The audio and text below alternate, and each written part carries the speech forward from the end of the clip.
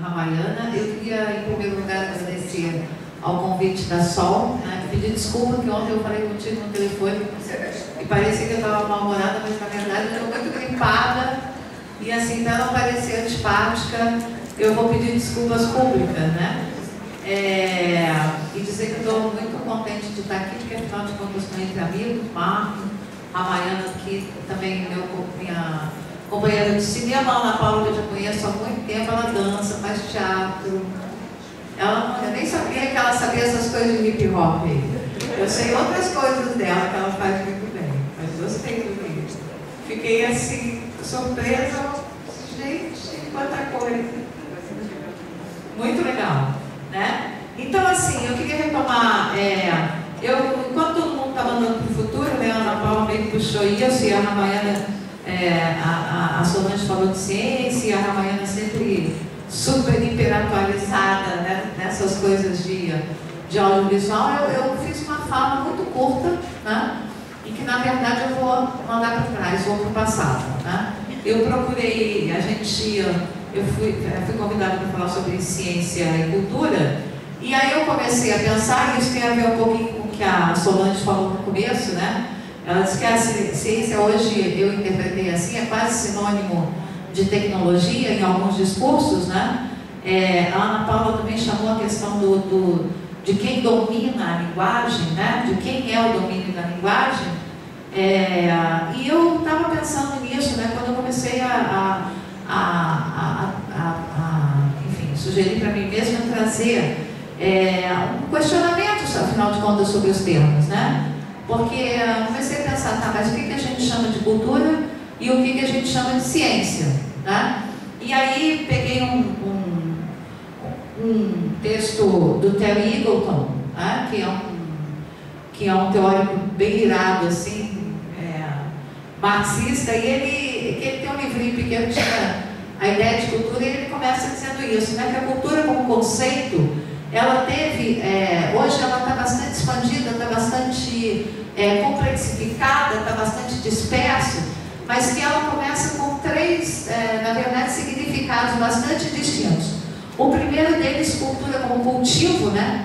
Cultura de agricultura, né? Cultura dos tempos paleolíticos, neolíticos, né? Em que a gente plantava, nem sequer pouquinho, já estava começando a plantar ainda, né? Cultura como civilização, que herda, vamos dizer assim, que tem a carga dessa visão elitista, e cultura como arte, né, que, embora redutora, abre, eu diria, um espaço de discussão. E para isso eu pensei nos locais de cultura do Homi Bhabha, né? O Homi Bhabha é um indiano, ele trabalha nessa teoria do pós-colonialismo, que a Ana Paula trabalhou um pouquinho aqui, né?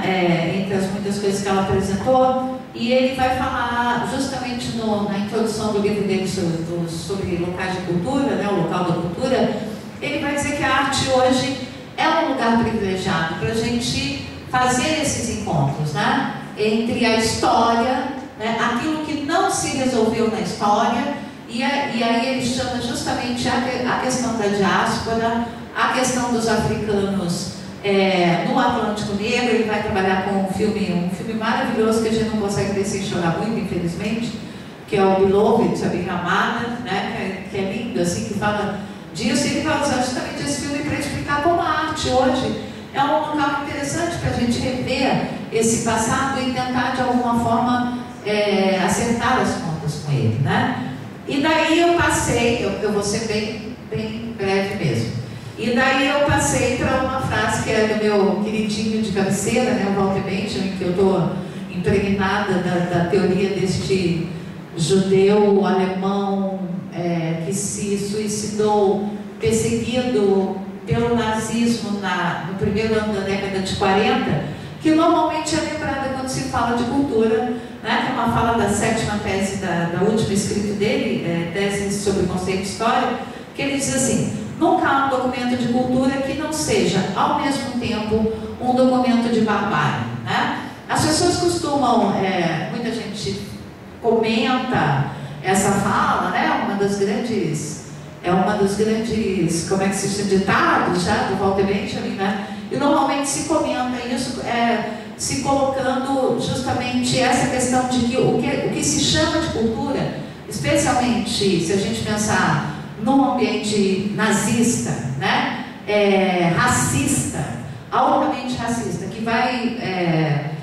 vai resultar na morte de pelo menos 6 milhões de pessoas por pura discriminação étnica ou social ou de gênero, homossexuais, ciganos, negros, judeus, né? Tem mais 2 classes que eu não consigo lembrar, mas enfim, resulta justamente desse entendimento da cultura que o Walter Benjamin vai dizer que a gente pode também chamar de barbárie. Mas existe, eu pensei, uma outra intenção dialética, que é justamente entender as expressões bárbaras, vamos dizer assim, como cultura, né? E aí eu começo a chegar aonde eu queria, porque se a gente inverte, né? A gente pode cair, eu tenho que seguir por números, porque eu fui fazendo assim lembretes para mim, né? Cair justamente num outro trabalho do Walter Benjamin, em que ele vai pegar, que é o que eu mais leio, na verdade, em que ele vai linkar o barroco alemão, né? A época do barroco, com a época expressionista, mas visando a análise crítica da época que ele estava vivendo e que outros teóricos depois dele, benjaminianos, vão fazer o favor, né, de prolongar até o que a gente está vivendo hoje. Mas eu não vou sair de lá, porque isso me pareceu muito interessante, porque para mim toda essa história, e acredito que por isso talvez eu tenha vindo parar nessa mesa, né? Ela começa com um filme do expressionismo alemão, que é ele, o Vampiro de Düsseldorf, né?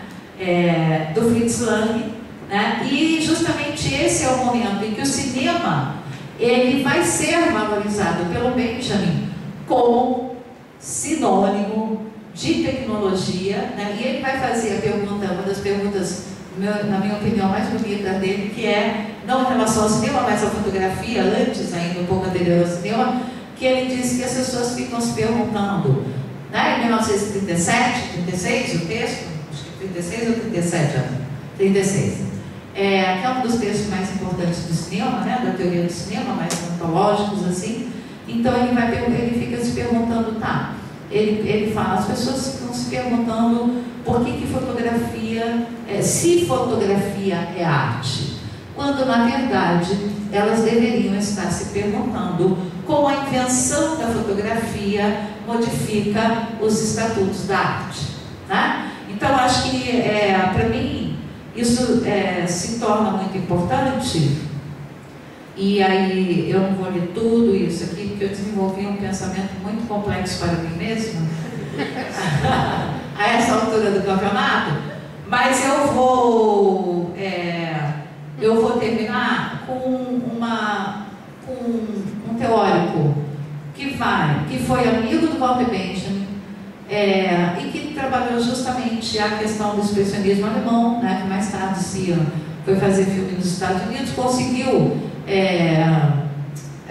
sobreviver ao nazismo, mas esteve muito informado justamente na produção de cinema dessa época, que é o Krakauer, né? Krakauer tem um livro recém-publicado no Brasil, que tem o nome de um dos artigos, é justamente esse artigo que eu vou trazer aqui, que chama O Ornamento da Massa, em que ele vai fazer uma reflexão muito interessante, né? E eu vou fechar com isso, porque a minha pergunta aqui é o seguinte: o que a gente chama de cultura parece que está bastante problematizado, até certo ponto bastante debatido. Eu não sei se é por conta do lugar que eu estou olhando, né, que é do ponto de vista de alguém que trabalha com arte.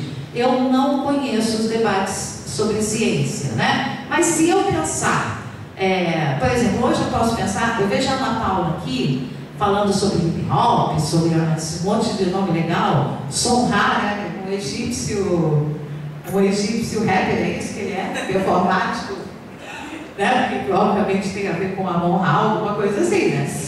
Sol Ra, vírus hipnótico. Eu acho muito legal, principalmente se eu pensar que se eu tivesse 20 anos atrás, eu não teria, há 20 anos atrás, eu não estaria sentada, eu já poderia estar sentada numa mesa como essa, provavelmente a Ana Paula não estaria. E isso é algo que vem justamente de todo esse movimento, né, e de todo esse debate, muito menos o Marcos. E isso é algo... Mas não é por causa de ele ser novo, não. É por causa deles serem negros, né? Então, assim, mas o avanço do debate, né, as ações a partir do movimento negro, a partir as pesquisas sobre o Atlântico Negro, enfim, outro dia eu tive aula com o professor que ele dizia assim, mas esse negócio de que, como é que a Revolução Francesa influenciou todas as nossas revoluções, não foi a Revolução do Haiti, que é anterior, que influenciou a Revolução Francesa, né? E a gente vai descobrindo essas coisas que eu acho muito interessante na história, né? Mas isso a gente já vê hoje. Eu fico pensando o que a gente chama de ciência, né? Aí volta a Solange, quando ela fala que hoje as pessoas aproximam muito a palavra ciência da tecnologia, né? Eu acho isso complicado, mas vou terminar com o Krakauer. Então, nesse artigo sobre o ornamento da massa, ele vai dizer uma coisa muito interessante, né? Que se fala muito em razão, né? Todo o pensamento ocidental se calca numa tal racionalidade. Mas ele diz que existe outra racionalidade, né? Que está fora dessa ratio, né? E aí ele usa o termo latino, ocidental, que para ele de razão tem muito pouco. Imagina um artista vivendo em pleno nazismo, né? Escrevendo isso um pouco antes de Hitler assumir a chancelaria e se tornar o grande modelo de racista, né, do mundo ocidental, né? E ele vai questionar essa razão. Ele diz o que a gente chama de racionalidade talvez não tenha quase razão nenhuma. Talvez, ele diz, ela é de uma abstratividade que vai contrastar justamente com aquilo que a massa, e ele vai usar a palavra massa, reconhece como arte, que para essa razão não é arte nenhuma, que para esse pensamento ocidental, e aí podemos dizer assim, ocidental, europeu, branco, etnocêntrico, né? De arte não tem nada. Mas ele diz uma coisa muito interessante, que para ele, pode ser que ele chama de ornamentos de massa, essas figuras assim, que a gente vê, por exemplo, eu penso muito como escolas de samba, né? Figuras com muita gente andando, que a gente vê os desenhos, que muitos colegas, eu que pesquiso escola de samba, muitos colegas meus olham e falam, escola de samba, né, Fátima? Inventa outra coisa, tem escola de samba, é Globo, não sei o quê, e aí vai. Né? Mas é justamente esse tipo de manifestação, de expressão, né, que o Krakauer vai chamar, e dizendo que ela tem uma coisa de interessante que talvez seja a sua grande vantagem, que pelo menos ela é reconhecida pela massa, né? Que pelo menos isso. E se a massa reconhece esse ornamento de massa, ou seja, se essas outras manifestações que as pessoas muitas vezes estão olhando e instâncias, vamos dizer, mais oficiais esquecem de olhar, né? Eu fico pensando então se essas outras manifestações não têm o direito de serem trazidas para dentro da universidade. Enfim, eu sei que eu estou fazendo essa questão no lugar errado, porque esse é o momento exatamente que isso, de alguma maneira, é transgredido, né? A gente está aqui dentro da universidade numa instância muito especial, em que a gente está discutindo justamente, na minha opinião, né, essa outra racionalidade, isso que vou fazer a figura, enfim, usar a alegoria do Krakauer, esses ornamentos de massa, mas eu queria deixar então essa reflexão, né? Enfim, o que nós chamamos de conhecimento? E jogo a pergunta para vocês, quem sou eu para responder, tá certo? Então tá.